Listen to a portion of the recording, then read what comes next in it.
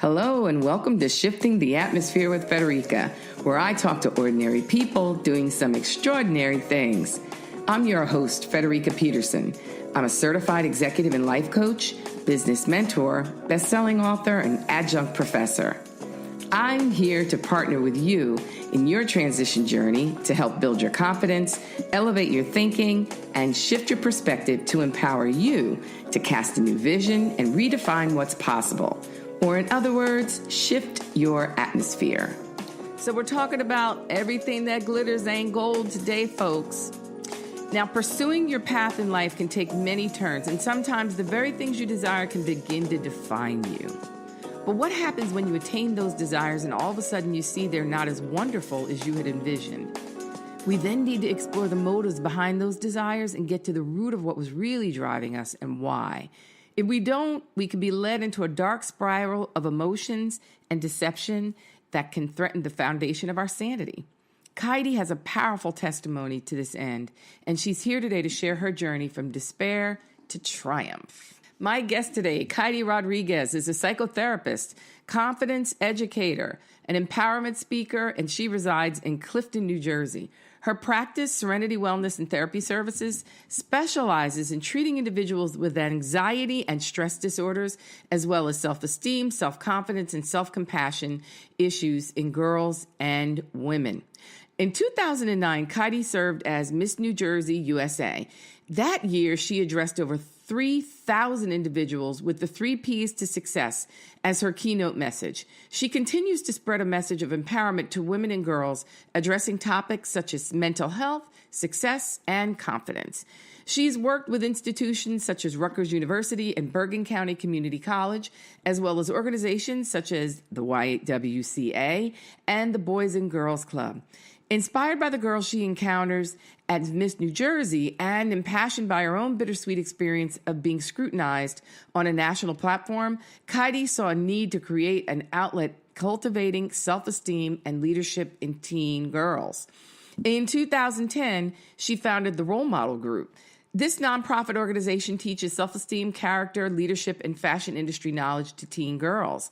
Kaity attended the University of South Carolina, where she graduated magna cum laude with a Bachelor of Arts in Psychology in only 3.5 years. She went on to earn her graduate degree from New York University on scholarship. Kaity is the author of Welcome to the Couch, A Beginner's Guide to Therapy. She's been featured on outlets such as Fox News, News 12 New Jersey, and NBC. Kaity, welcome to Shifting the Atmosphere. So happy to have you today. Thank you so much for having me, Frederica. I'm excited to be here. Yeah, and I know a lot of people are excited to hear your story because they hear, wow, she went from Miss New Jersey, USA to now doing counseling. How'd that happen? Well, everybody has, we all have ebbs and flows in our life. And so that's why I love bringing folks on the show that have amazing stories, because I think it really encourages other people. And I think there's going to be a lot of folks out there encouraged by your story, because I don't think it is one that is rare. I think that a lot of people come up with some of the challenges and things that you have been able to navigate through, and I think that it will be an inspiration to many. So, without further ado, let's hear that journey. That's the rite of passage for everyone that joins my show. So if you could share the journey of how you got where you are today, that would be awesome. Sure.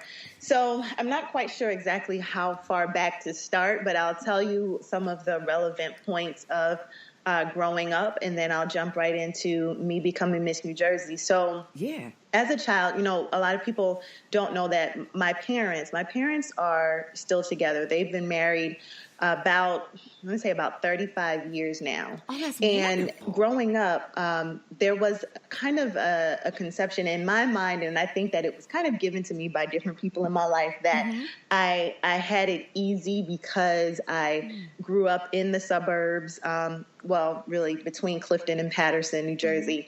And my parents were still together, and, my parents worked really hard to give me the tools that I needed in order to be successful. And, so I grew up kind of thinking that I've been so blessed, which I have. And, I haven't had to struggle, and my life is just perfect. This is the idea that I grew up as a child. Yeah. So just keeping that frame of mind, I was able to go after and pursue a lot of my hopes and dreams and ambitions because I had that support. And I really felt like because I had such a strong support system, I had no excuse not to be successful. It's like, you've been, your family has supported you. You've been given the resources. Now you have to go out there and kill it. So I remember, my freshman year of college, I said, no matter what I do, I'm going to graduate with honors. I'm going to graduate magna cum laude. And that very first semester, I got a 4.0, which was my goal for that semester. And I was pretty relentless in my quest to be successful in college. I remember one time I had a project in some English class, and I got like a D on it. And I was like, oh no, this can't happen. This is going to mess up my average, whatever. And I went to the professor and I said, what can I do? Is there any extra credit? I was refusing to take that D average, and she allowed me to redo the project. But that's just an example of, this idea that I had that I have to be successful, and everything has to be a certain way because I've been given all the tools and the resources, and I have people behind me that are pushing me. There's no reason that I shouldn't be able to come out on top. So this is a mindset that, I'm starting to grow up and to develop with. In 2008, I went to compete for the Miss New Jersey USA pageant. That was my first time competing. Over 100 contestants. That year, I did not place, didn't win. And then I went back in 2009, went back with new training. I said, no matter what happens, I have 7 more years of eligibility. If it takes me all 7 years, I'm going to win this title. The reason why I wanted to win the title was, again, there was external pressure, but I placed a lot of pressure on myself. Yeah. I said I wanted to be a leader. I wanted to be a role model within my community. I knew that, there was a lot of girls coming up behind me that needed somebody to look up to. And so I took it upon myself to be that person. And I went back in 2009, a year later after preparing, and I won the whole thing. And that was an amazing opportunity and so many blessings and such a year of growth. But there were also a lot of challenges. I was criticized on a public platform for my appearance, my skin color. I had struggled with acne my whole life. So the acne piece, being 5'4" and being in essentially a modeling competition, I wasn't tall enough, I wasn't skinny enough, I wasn't pretty enough, I wasn't light skinned enough, whatever it was. There was a ton of criticism, both from the critics out there as well as the people in my personal circle. People who were well-meaning family and friends who thought that they should be able to have a say in my appearance and what I was doing. So long story short, the Miss New Jersey competition and my journey to the Miss USA pageant played a big part in my desire to help girls and women in terms of their self-esteem, their self-compassion, their body image. And I will stop there for now. Wow. Let me tell you, I'm like writing notes like crazy because this is, there's a whole lot of messages going on here. And I think we entitled this thing right. Right? Everything glitter isn't gold. And I think that, as I'm hearing your story, I can relate to some of the things that you're saying because I don't know what it is, but I think that, yes, as you're saying, your upbringing based on, who you were, expectations maybe others had put on you, expectations you put on yourself, looking at, I have all these things, so I have to achieve these things in a certain way and that type of thing. And, I think that happens with many people. And as I hear that, I wonder, did you pursue the things that would you say that you pursued the things in the beginning in what your heart desired, or what was expected of you? Like if you had you on your own recognizances and your own desires without having to worry about how it affected anybody else or what anybody else thought, would you have still gone that road into pageantry and higher ed? And I don't necessarily would say higher ed because I think most of us want to do that because we know that's going to help us to be. But do you understand what I'm saying? Like, would it have been the same? Would it have been the same road, or would you have done something different? I do think that the pageantry piece, the education piece, that was me. That was, but sometimes it's hard to draw the line between where your parents start and you begin because it's like it was ingrained into me. The pageantry and I remember me and my mom, we would sit up and we would watch the Miss USA pageant and it was something that I wanted to do. Okay. But just to speak to that question that you posed, this is something that I've talked about in therapy a lot. We try to, when we have certain desires or we have certain fears, we have certain concerns, it is hard to sometimes tell exactly where those fears or desires or concerns come from. Is it me or is it what I've been trained to think? And most of the time it's a little bit of both. We are who we are because of our upbringing most of the time. Yep. No, I would completely agree with that. And because I know for me, and there's many people I talk to now because I work with a lot of people that are middle-aged and moving into their second career. And when you're moving into that next phase, once the titles and everything that kind of defined who you were, all those years are now not the things that define you because it's usually the job, because we grew up in the baby boomer age, right? We were like the first ones that were out there really, making it great salaries and, all these things because industries were booming, technology was booming. And when those go away, it's like, well, who am I? Because I know I went through that. And it was always ingrained in me. You've got to go to school. You need to stay in business, even though, let me tell you something. I had this thing for orcas, the fish, and I really wanted to go and study, like marine life. That's what I wanted to do. I wanted to be the girl on the boat, jumping in and going out there. Oh, my Lord, are you kidding me? And my father was like, yeah, you're doing that over my dead body. He's like, you're going to end up somewhere with a ring in your nose, and then who's going to be taking care of you, And so I was not allowed to go that route. So I really admire people that are able to just go out there and let themselves be free because I honestly believe that I was supposed to be growing up in the 70s as a hippie.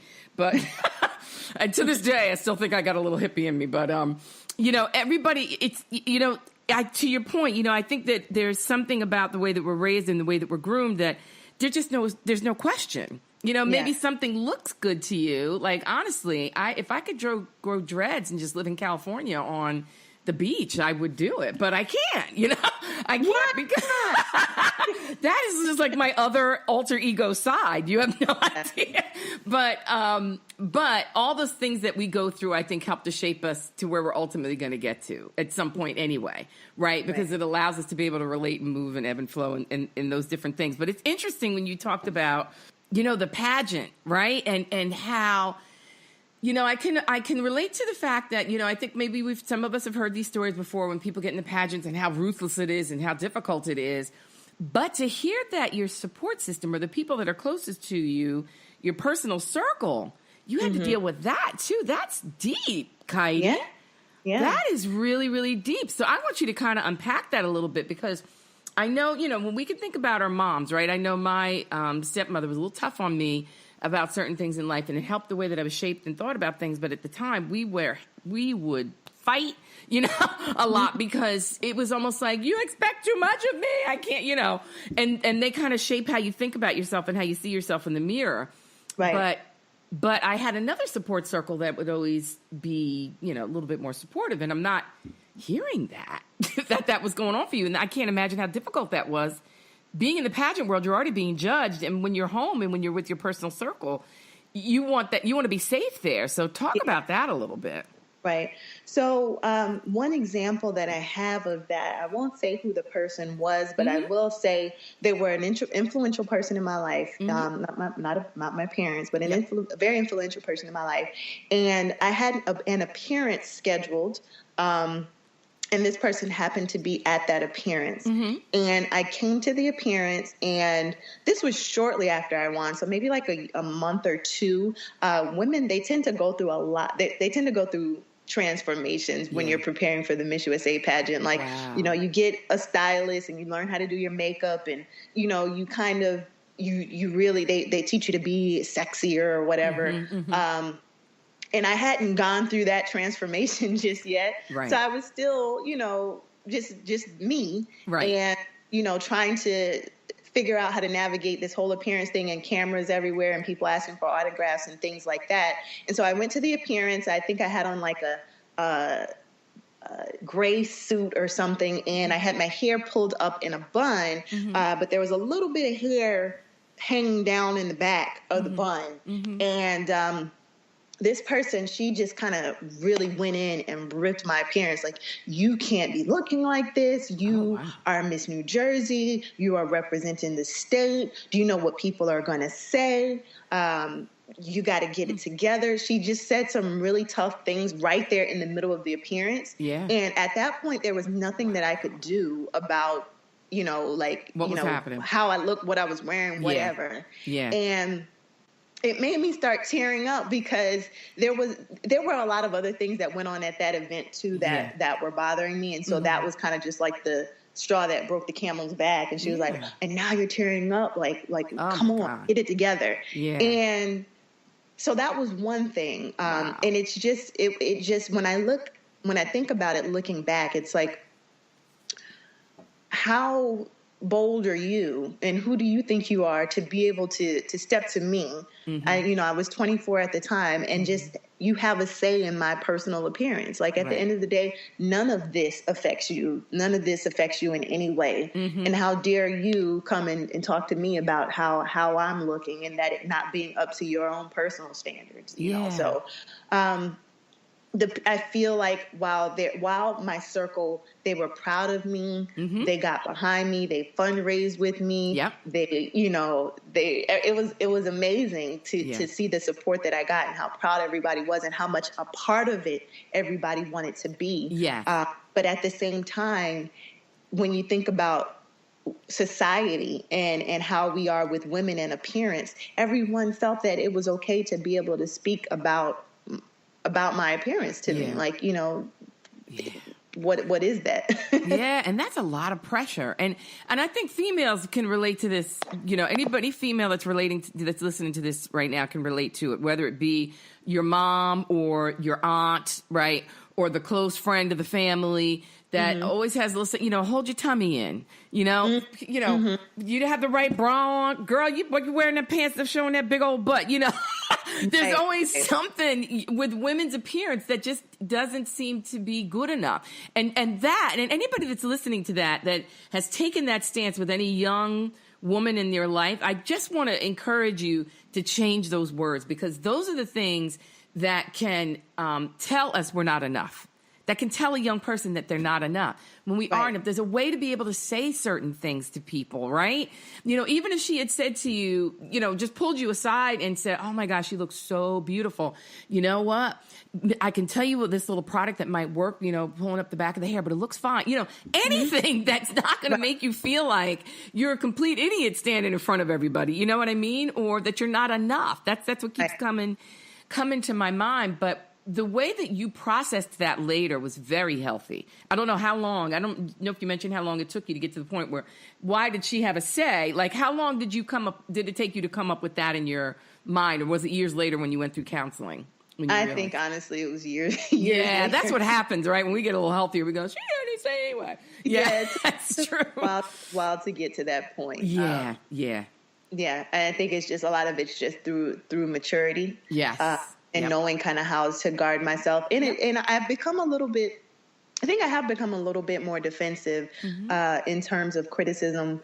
And really when you talk about how that practice of just, let's nitpick this and pick this apart and point out this, what it created in me was self-criticism. Right. I am my biggest critic. My friends and family, my closest friends will tell you, Kaity, you're so hard on yourself. And it came from that, just that circle of well-meaning family and friends that, we do have to work twice as hard to get half as far. Yeah. And so it came from a place of love, but what it created was this perfectionist standpoint, this perfectionist way of being, and a self-critical voice in my mind that never went away. Mm-hmm. Yeah. And now I'm much more protective, and I'm like, well, how dare you? And who do you think you are to be able to come and tell me about my appearance? It's one thing if this is something that,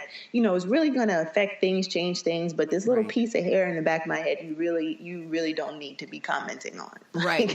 You could have called me later on. Right. Mention that. Right. Or give me a bobby pin and send me on my way. Yeah. Yeah. Girls, the process. I know you're still working through this. All right. Listen, we all got those moments when we're going, I can tell her off right now. Oh my goodness. That is so true. But I want to get into more of this story because what many of the listeners may or may not know is that you went through a bit of a breakdown at one point where it just became overwhelming, and you almost got to the point where you would have maybe panic attacks and things like that, that you just, it was emotionally overwhelming.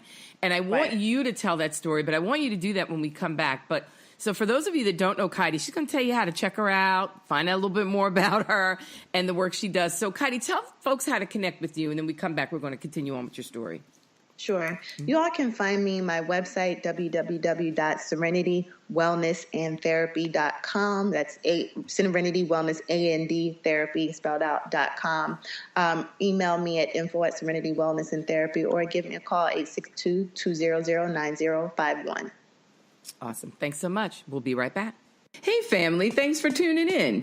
Did you know that you can actually attend a Shifting the Atmosphere show live with a studio audience? That's right. Every third Friday of the month, you can meet me in person and share in the discussion with my guests and other audience members. We have great giveaways, networking, and the opportunity to participate in interesting and thought-provoking discussions. The event is conveniently located in the heart of Montclair, New Jersey, and the venue has plenty of on-site parking. Check my website for upcoming event dates and topics, and I look forward to meeting you at Shifting the Atmosphere Live with Frederica.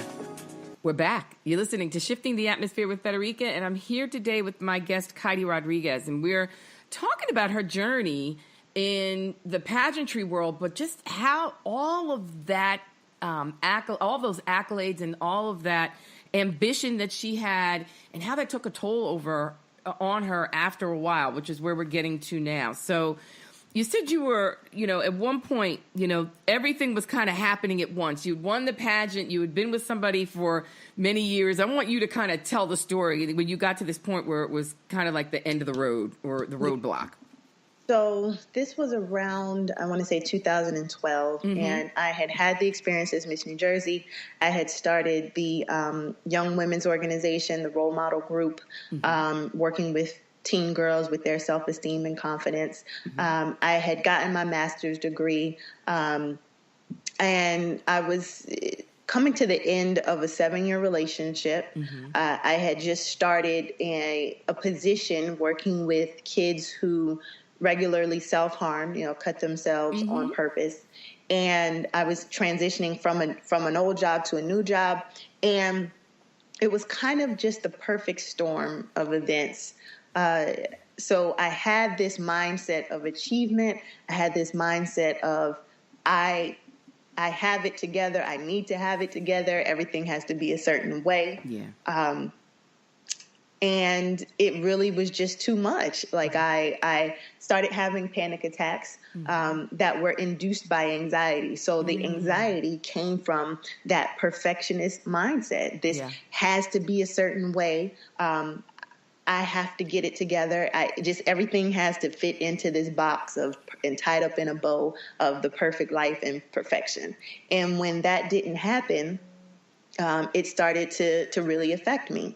When the relationship fell apart, and I saw my life being a certain way, that was one trigger. And then I started seeing all these kids that they were middle school age kids. And although I should have known that this is what happens when you go into the field of social work and you start, counseling people and whatnot, to see so many kids that were distraught and harming themselves and depressed, it was a lot. And then transitioning from one job to another.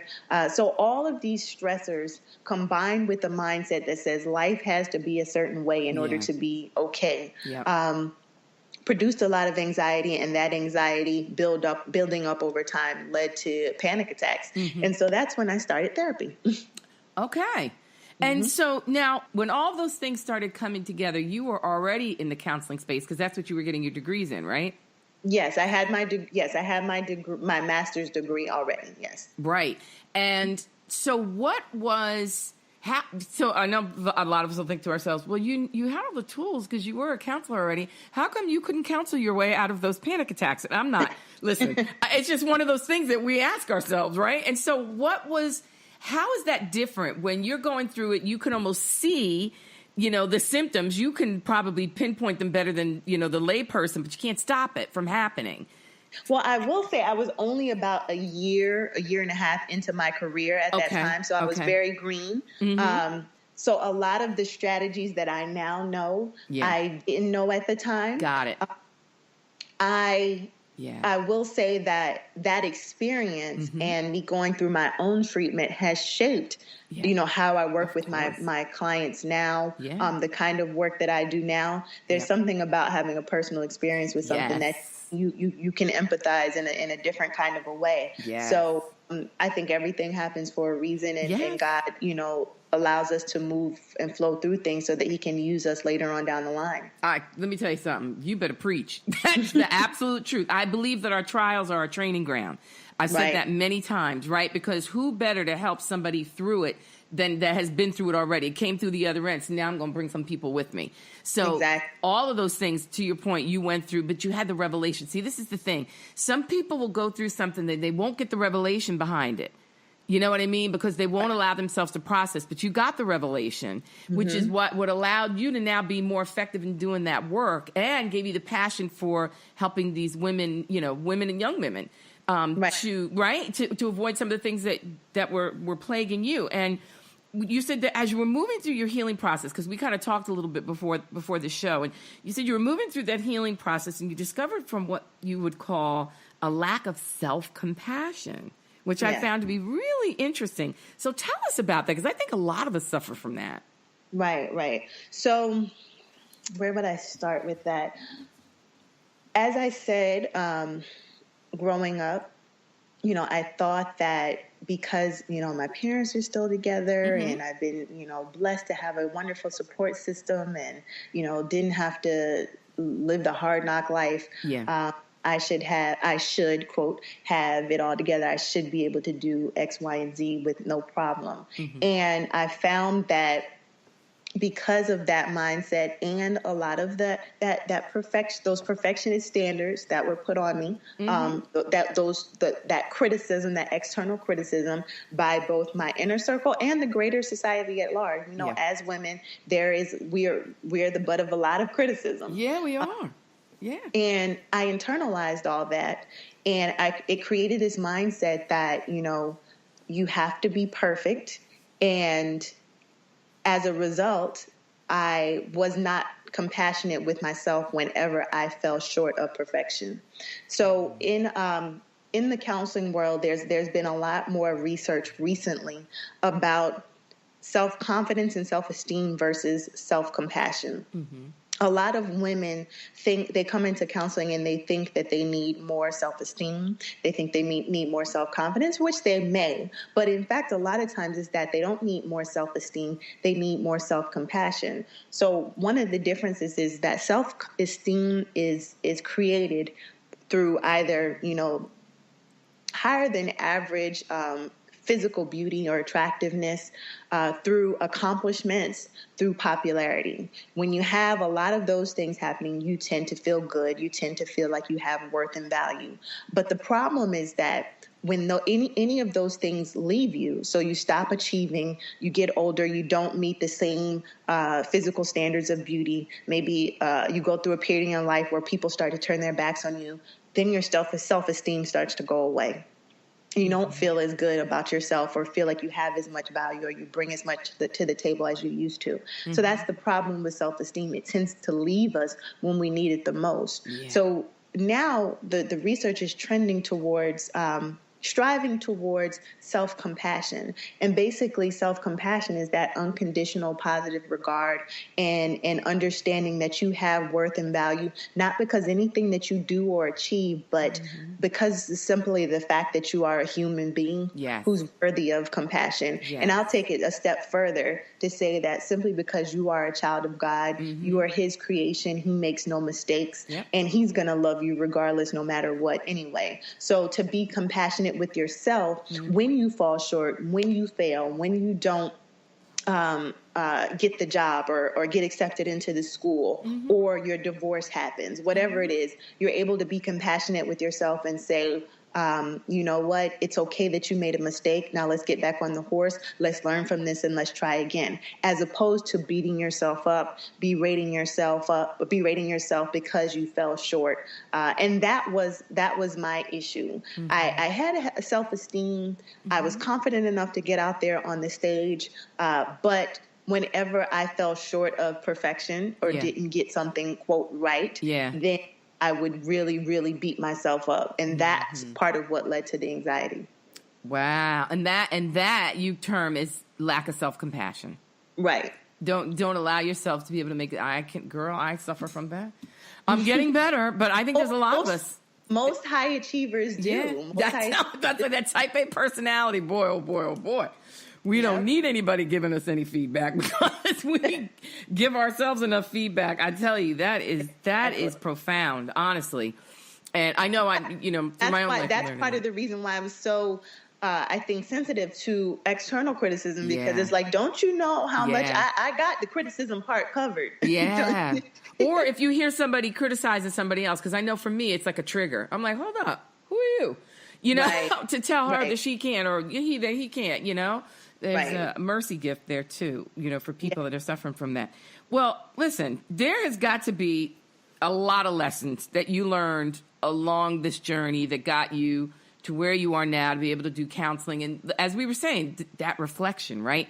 Those revelations that you got along the way. Well, what would you say were some of the greatest lessons that you learned along your journey? If somebody's listening right now, maybe they need to hear one or two of those lessons that would be profound, especially from some of the things you were struggling with. Oh, let's see. Like there have been many lessons, but I would say the first one for me was to take it easy on myself. So if my story, your story is resonating with anyone, a lot of times people worry about, well, if I take it easy on myself, then I'm not going to achieve, and I'm going to be out there, and I'm going to be just all willy-nilly and, just not doing anything and whatever. But if this story is resonating with you, then 9 times out of 10, you are not a person who's going to allow yourself to get to that point. Right. Simply because you said, I'm going to be easier with myself. Yep. If you are a person who has struggled with perfectionism or a lot of self-criticism, 9 times out of 10, if you begin to learn to take it easier on yourself and to not be so critical of yourself, you won't get that far, because that's just not in your character. It's not who you are. So for me, it's being easier on myself, and it is okay to not be perfect all the time. And it sounds cliche, but it's not easy in practice. Yes. I was about to say that ain't easy. Sounds easy, but it ain't easy. Right. Yeah. I would also say to be mindful of how you communicate with the younger generation, for mothers and daughters, or mentors to mentees, to be mindful of the language and the words you use around them, and how communicate with them when you're trying to bring them towards excellence and pull them towards excellence. But you also want to be mindful of not being that critical voice in their head. Right. It's almost from that perspective, they have to teach compassionate language, because if it starts young, then they'll have the compassionate language for themselves because it was taught to them, right? Right, exactly. Yeah, exactly. I like that. So I'll give you an example. Yeah. So let's say we have a father and a son that are working together, and the son, in terms of schoolwork and math classes, and the son comes home with like a D or an F on a math test, and the father says to him when he brings that grade home, like, what's wrong with you? This is terrible. You have to do better. We can't have this. What are you, dumb or something? Just all of the most critical things that a parent could say. Right. Initially, that child might try a little bit harder for the next test and, kind of be scared straight, as they say, scared into, performing better and striving. But if that father continues to do that over time and just responding with anger and criticism, eventually the kid is either going to turn away from his father and become angry and do everything out of this anger, this need to prove his father wrong, or he's just going to eventually just give up and really stop believing in himself and saying, well, maybe I am stupid. Maybe there is something wrong with me. So while it might that method might work initially, it usually doesn't work long term. So then the compassionate response would be, if the child comes home and shows the father the test, the father is curious, and says, so what happened here? What can we do next time? How can I support you next time? How can we take this and turn it around and work on this together? Yeah. So the self-compassionate standpoint, it's less definitive, there's something wrong with you. It's more curious. So how can we improve this? What can we do to work on this? And it allows for just more reflection as opposed to this immediate assessment of not being good enough. Yeah, no, that's good. That's really good. And so then I'm going to actually take that to another level, that question, because there's probably some people out there grown listening to this. They're grown. They've already developed a bad habit, right? And so they are not self-compassionate. And this may be something that's now a revelation for them, because I think you're freeing some people talking about this, right? And so what's one thing that you have done to help you learn that self-compassionate language with yourself and reinforce it? I know I have one. I usually put affirmations around. But what about you? What do you do? So one thing that I've done is eliminate the word should. It sounds ridiculous when you think about it on the surface level, but it really has something to it. Should tends to be a word that we use that really it has no real weight. Like when someone says you should be doing something, what does that mean? Who says that I should be doing this? First, where does that standard come from? Did it come from you? Did it come from something that you were taught? Did it come from some societal standard? Where does the word come from? But also it is very judgmental in nature. So it's like, I should have gone to the gym today. Well, you didn't. So at the end of the day, it doesn't really mean anything to say that you should have. You didn't. What good is that going to bring? Then you should have. But at the same time, so it's judging and saying, well, you didn't do something you were supposed to do. Right. Okay. So I didn't do something was supposed to do. So how can we take that concept and shift it to something that's more productive? So I could have gone to the gym today, but I didn't. Or I would have liked to go to the gym today, but I didn't. If you think I could have, so what stopped me? What stopped you? Right. What was it that got in your way? Right. It's just more productive way of thinking. Right. When I think I should, one of my things was, I should be married by now. Well, who says you should be married by now? What standard is it that you're judging yourself according to?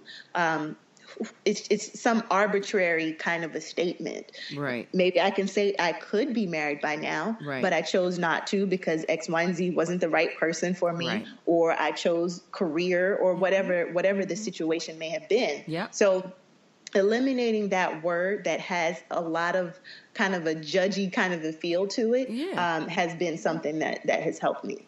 Yeah, that's great. It's like should is a connotation of an expectation. Right, exactly. It's that expectation language. And so when we already know we got challenges with expectations because our own expectations of ourselves are a little distorted, that's a great word to alleviate from your vocabulary. I like that. I really like that. Because when you talk about could, then you work on what I call like this fishbone exercise. Because could is then finding out, okay, well, what are all the things that you get anyway? That's the coaching language, right? What are all the things that are getting in your way? And you start unpacking that. But there is something to that, unpacking those things, because those then get to the root of what the real issue is. Because so many times we want to deal with ourselves or our challenges or our setbacks from a symptomatic perspective when we need to get to the root of it. You know what I mean? I mean, boy, oh boy, I've been working on this for a long time. So there is something freeing when you get to the root. And a lot of times a lot of people don't want to get to that root. They like to live in that dysfunction and they like to live in that place where they've made up all these things that consider it should look this way. It looks healthy, right? So it is healthy. No, because most healthy people can see that it's not healthy. It depends on what color glasses you're looking at it through. So Well, I like that. What color glasses, that will bring me to another just method that I've used to kind of assess whether I'm being compassionate or not, to be more compassionate. This idea of in counseling, we call them cognitive distortions. So there are a lot of different cognitive distortions. When you think about cognitive, that's relating to thinking, and distorted. So that's anything that's not really what it appears to be. Yes. So basically, these cognitive distortions are thinking errors in the ways that we think.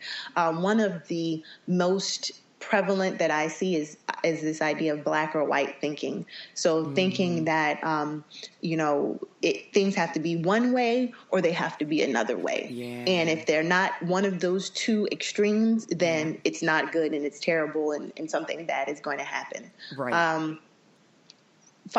Really assessing that and catching myself in that black or white thinking has helped me a lot.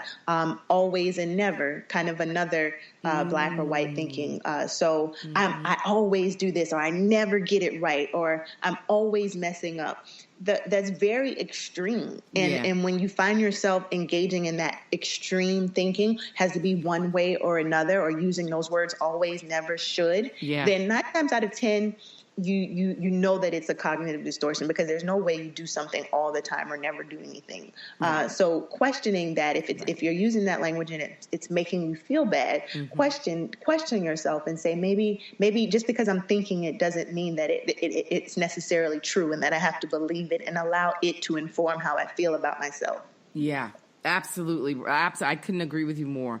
That is so true, because I feel like distorted thinking or, unrealistic expectations are things that can hold us back from our purpose, right? They can hold us back from being able to be all that we can be, right? Because it will not allow you to see the truth of what things really are, right? And when we put these unrealistic expectations on ourselves, we're working so hard to meet that expectation that all that energy is going into trying to meet that unrealistic goal, and we're missing the mark sometimes. Because I love when you were saying that, because I think some people, we will create this vision of what our life should look like, or what circumstances should be, or how things should turn out. And anybody out there that's a Christian, we all know that can be something that can hold us back from what God really has for us, right? Because when God brings you something, it may not look the way that we think that it was supposed to look.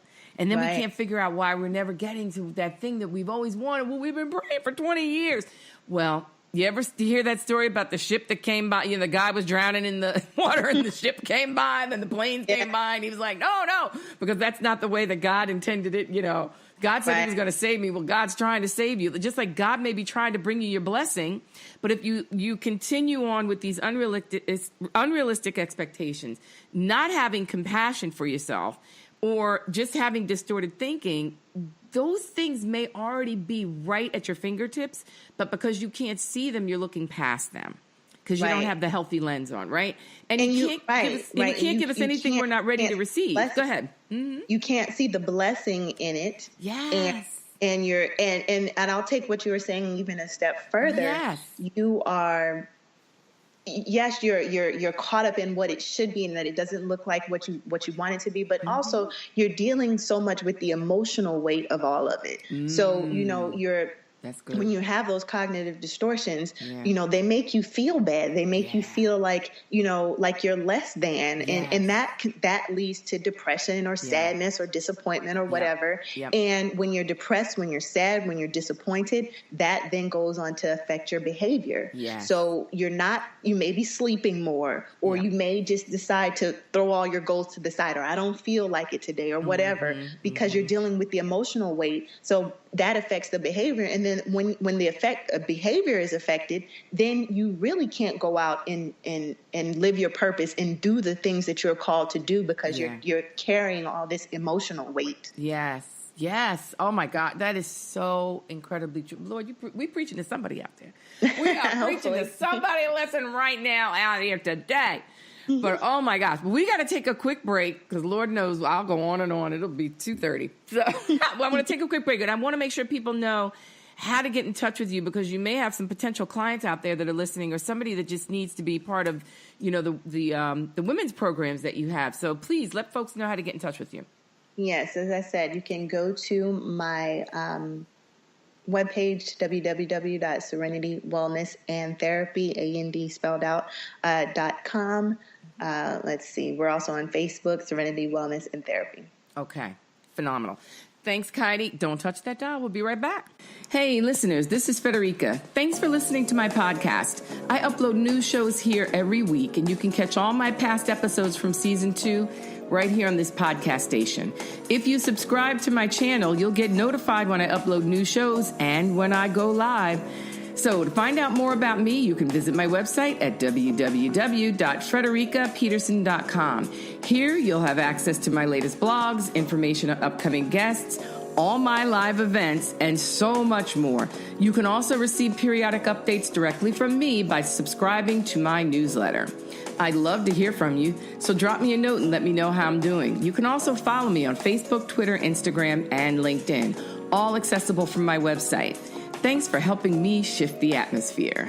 And we're back. You're listening to Shifting the Atmosphere with Federica, and I'm here today with my guest, Kaity Rodriguez. And we're kind of wrapping things up now. Time always goes by so fast, but we were really on to something here at the end of that second segment. And I want you to continue going with that, because I think there's somebody that may be out there that's listening to this that's feeling devastated. Maybe it's a young woman, or maybe it's an older woman, or maybe, who knows? We don't know who's listening. Maybe it's a young man that's listening even, right? And they're feeling devastated because life let them down. What their expectation is, the way that they thought that it was supposed to turn out, it's not going the way that they thought that it was. And maybe they're leaning toward depression or something. Whatever it is, they're getting off course. So maybe there's something that they've been preparing or striving for their whole life, and it didn't come through for them. What would you say to them to help them recover from that disappointment? I would say, one thing that I would say is, there's so many things that I would say, but first I would say focus on gratitude. I know it sounds maybe cheesy or cliche, but there's really something to it. At the end of the day, everything happens for a reason. Again, sounds cliche, but if we can focus on what you do have as opposed to what you don't have, focus on the whatever blessings that you do have in your life right now, as opposed to the loss. And really kind of trying to train and shape your mind to look for that positive that can help you to get out of that depressed state that you're in, or that place of disappointment, and looking in the past, because that's really what it is. You're looking at what has happened in the past as opposed to the future. So let's take it out of the past. Let's look in the present and look for the blessings in every day. Look for what you do have. Look for what you have to look forward to. And if you're having trouble with that, then, maybe consider counseling, or maybe even connecting with spirit and higher purpose, because a lot of these things, they're God ordained. God could be protecting you from a bad situation, and connecting with God and asking him to lead you and guide you and to heal you from that disappointment. He won't lead you astray. Yes, that's good. That is really good. And sometimes we're not ready. Whatever it is that we had to go through that trial, whatever that thing is to train us up to get us ready for what he has for us. But one thing I want to say, I don't know, this is in my mind, Kaity, and I know we didn't talk about but I have got to say this. One thing that I want people to know, and it is very, very true, that you can't do anything to divert God's plan for your life, right? We might delay it, but it will happen. Whatever it is that he has for you, you're going to receive it, but he's not going to give it to you until you're ready. Right. So if you can just hang on to that and know you can't mess it up. You know, sometimes we think, oh, I messed this up with this person, or I messed up this opportunity with this job, or whatever it is. But if God had it for you, you're going to have it. It might have been a little delayed because of a decision that you made, but he'll get it to you. You know? That he restores. Yes. He restores. You know, so we can mess up a situation and completely destroy it, but God, he will restore. Yes, he absolutely will restore it. So somebody out there, you just need to have faith. Just hang on to it. Hang on to it. Because listen. I want to share something too. I just will share this. But, you know, a lot of times when we have missed out on something, or we're so focused on what we don't have, you know, kind of talking about the gratitude, we're focusing on what we don't have, or that goal, or that dream, or that aspiration, or whatever it was that we thought we should have by now. It clouds us from seeing what we do have. And that's why that gratitude is so important. You know, it's really us looking at our failures, looking at what's wrong, criticizing. It's not because, you know, we're just, you know, bad people and we don't know how to think properly. It's really in kind of in something that is it's a survival instinct.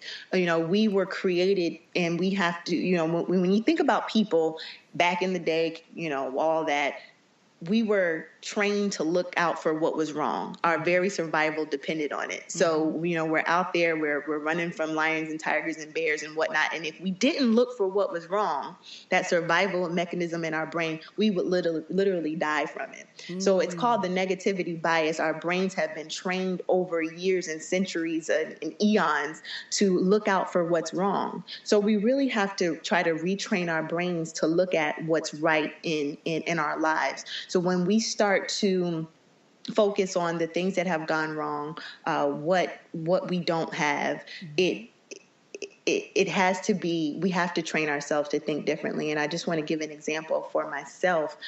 You know, I, for a long time, would think about the fact that, you know, I'm not married, I don't have kids, and that really bothered me for a long time. But I remember having a conversation about a year and a half ago, and I thought about the fact that had I been married and with kids, I wouldn't have been able to have my reign as Miss New Jersey, which I also, if I hadn't done that, I wouldn't have been able to start the role model program, the organization that I started for teenage girls.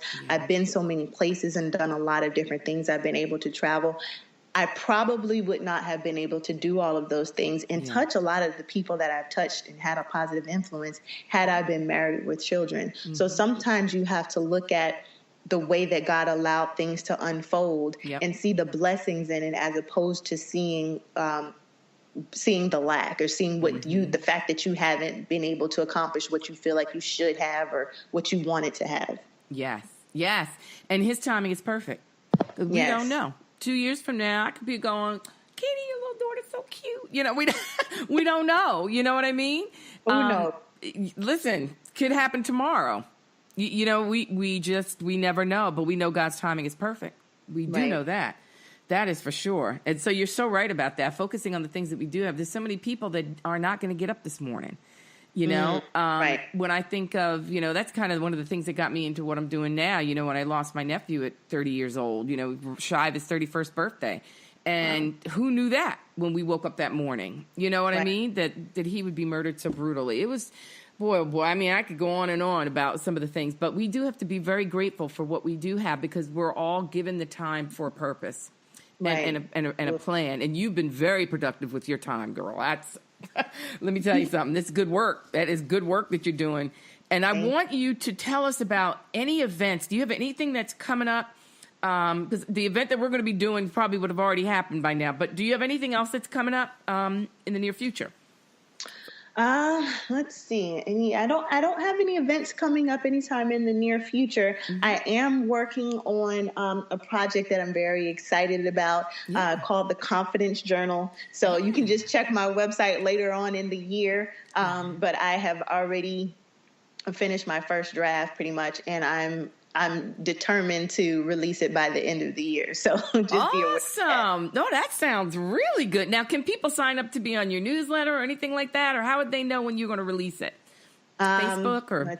I'm actually just getting all of that set up. So okay. All right. Maybe by the time they hear the podcast, visit the website and you'll be able, I should in the next few weeks have a newsletter opt-in on my website. So, yeah. Okay. So then y'all need to connect with her on Facebook because I'm sure she'll put it out on blast.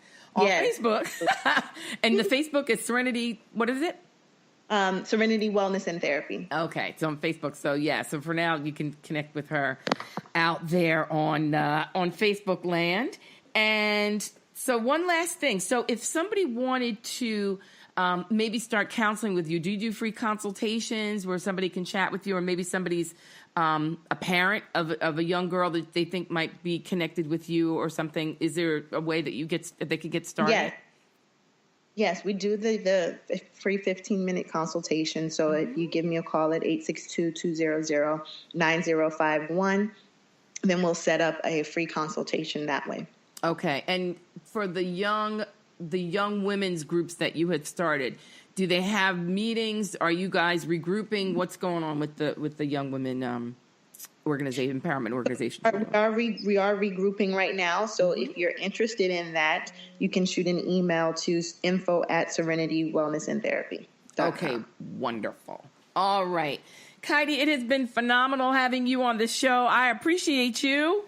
I appreciate you. Thank you so much, Frederica, and keep doing what you're doing. Oh, thank you for that. I really appreciate it. I'm going to tell you one last time, tell our folks how they can connect with you. You can visit my website, www.serenitywellnessandtherapy.com, or you can give us a call, 862-200-9051. All righty. Kaity, thanks so much. We appreciate you. Thank you. Okay. Hey, this is Frederica. Thanks so much for listening to my podcast today. I upload new shows here every week. And if you subscribe to my channel, you'll get notified when new shows have been uploaded. You can check out all my past episodes from season 2 right here on this podcast station. Now, to find out more information about me, visit my website at www.fredericapeterson.com. Here you'll have access to my latest blogs, information about upcoming guests and events, and so much more. I also encourage you to become a part of my Shifting the Atmosphere community by subscribing to news and events. Here you'll get updates directly from me when I've got something new coming down the pike. Now, I'd love to hear from you, so drop me a note and let me know how I'm doing. Better yet, let me know some other topics of interest that you want to hear about right here on the show. You can catch me on all social media, Facebook, Twitter, Instagram, LinkedIn, and YouTube. So until next time, keep shifting your atmosphere. Be well and be blessed.